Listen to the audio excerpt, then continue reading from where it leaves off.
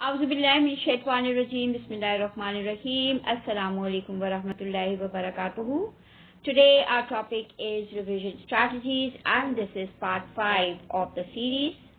Our next strategy is Cornell Notes, created by the Cornell University. These notes can be taken during the class or during the revision time.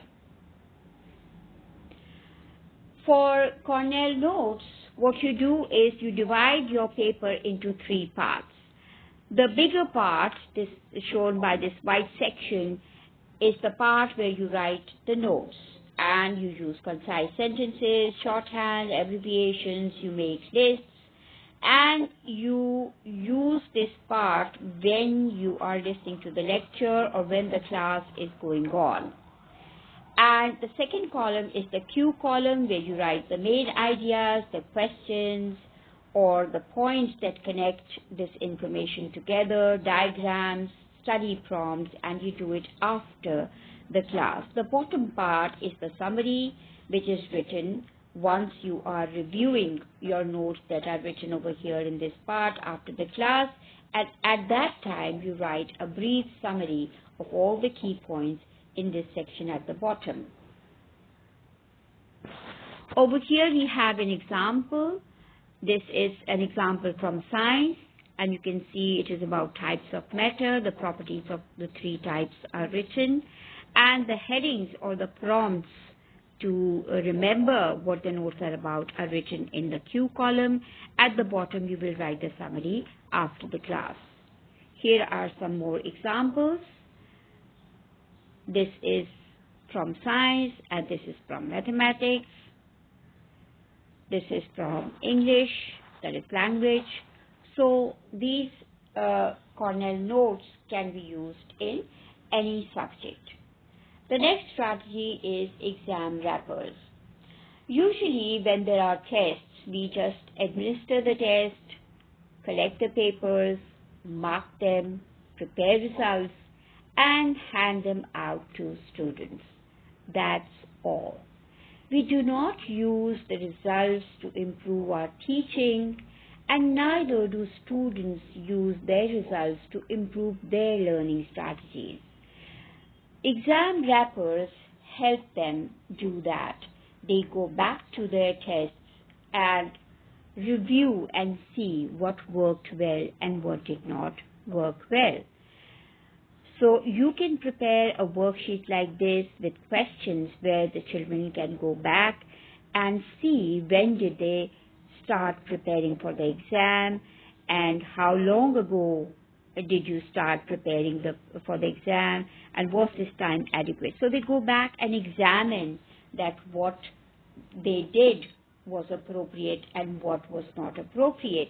Then you can talk about the different strategies of learning, and you can ask questions like, please estimate the percentage of your preparation time on each of these activities. So how much time was given to reading the text, reviewing your notes, doing practice problems, testing yourself in the test, testing yourself on your notes, etc.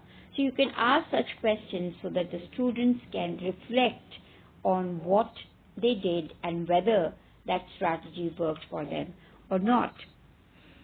So what you actually do is you plan, and then you apply, and then review after the exam and plan for the future, that what was troubling you and what did not work, and what is it that you did not understand well, and what will you do next time. So on the basis of this reflection, they go back, evaluate, reflect, and then they plan for the future. And when they consciously do that, they understand their own learning strategies and their own methodology, and because of that knowledge, they will be able to improve their learning in the future, inshallah. The next is prepare to teach. Now, in this strategy, you can tell the children to prepare a certain section or part of the unit, and they come prepared to teach that unit. How I use this strategy in my class is that I divided the class into groups and assigned them different grammar topics that they had studied during the year, and they had to prepare a poster that would explain that topic, and then they had to make a worksheet that they would administer the children for practice. They were assigned different classes, they took permission from the teachers, and they went to those classes and they actually taught those topics to the students, and they administered the worksheets, they collected the worksheets, they checked the worksheets, and they returned those worksheets to the children. So this was a whole project that they had to complete. And with the help of this strategy, they were able to memorize all the key points very well. This can be done in their own class also, in the same manner that they teach, administer a worksheet, and check the worksheet, and return the worksheet to their classmates. Another way to revise is that they come prepared with their part of the unit, and then the class is divided into two equal parts, and they form circles like this. So there are two circles. One is inside, they face outwards, and then another circle of students and they face inside. So each person is looking at each other. They have pairs, and if there are odd numbers, then you need to see that how you will combine two students, and they will be working as a pair, and they will interact with one student either in the inside circle, or there are two students here and they interact with one student on the in the out circle. And what they do is that you assign a fixed time, they interact with one another, so each pair is talking to each other. And you also assign who is going to talk. If you say out circle will talk, so only the students in the out circle, they will speak, and the students in the in circle will just listen.